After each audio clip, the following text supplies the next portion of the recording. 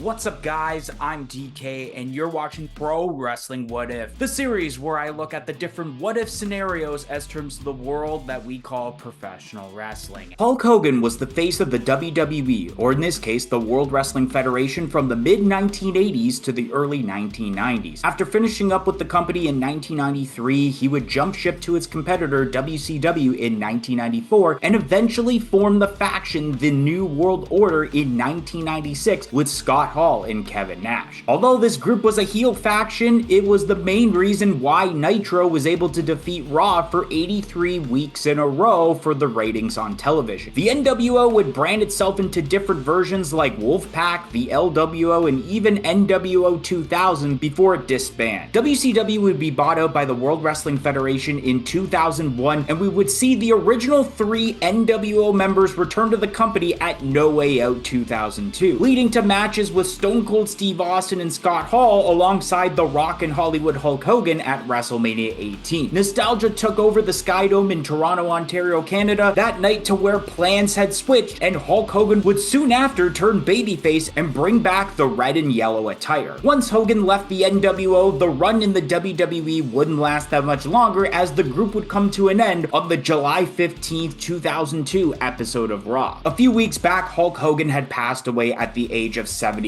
so I felt it was time to do the first Hulk Hogan related what if on this channel, especially since 2002 was the year I began watching professional wrestling, and this was my first introduction to the Immortal One himself. For over 20 years, people have always wanted to know what the New World Order would have been like if Hulk Hogan hadn't left the group right after WrestleMania 18. So that's going to be the topic of today's video. We're discussing what if Hulk Hogan stayed with the NWO in 2002. For this video, we'll be going through each pay-per-view from Backlash 2002 all the way until WrestleMania 19, except Insurrection and Rebellion, to see what Hogan would have been doing. With Hogan not turning babyface here, the NWO would be attacking Rock after the match with Hogan at WrestleMania 18 and stand tall at the end as originally proposed before Vince McMahon's last-minute change. And if you end up enjoying this video, don't forget to hit that like button, share this to all your friends, subscribe, and press the notification bell for when future episodes get released, and leave a comment down below about today's topic or suggesting a future topic for an episode of Pro Wrestling What If. So kicking off with Backlash 2002, where I think Hollywood Hulk Hogan would challenge Triple H for the undisputed World Wrestling Federation Championship. With both Hogan and Hall having lost their respective matches at WrestleMania 18, the NWO had lost some of that momentum they were getting when going into the event. When leaving the group, Hulk Hogan had challenged Triple H for the Undisputed Championship at Backlash in the real timeline. So I think to have regained momentum for the NWO would have been to obtain gold, more specifically the World Championship. So I do think with shenanigans by the NWO that Hulk Hogan would have still been able to walk out of Backlash as the Undisputed Champion. An Undisputed Championship that not only would have been the new design to replace the double titles, but would have been spray painted with the NWO logo as it's a part of the group. With the NWO having been sent to Raw as a part of the first ever draft, Hulk Hogan would have also been a part of the brand instead of going to SmackDown when he was solo. As per stipulation of Triple H losing, he would be drafted to the new champion's brand, which in this case would have been Raw, meaning that we would have ended up saving time but not having that segment that occurred during the Vengeance pay-per-view of him switching brands. Up next is Judgment Day 2002, where I think Triple H would get a rematch for the Undisputed World Wrestling Federation Championship, except this time in a Hell in a Cell match.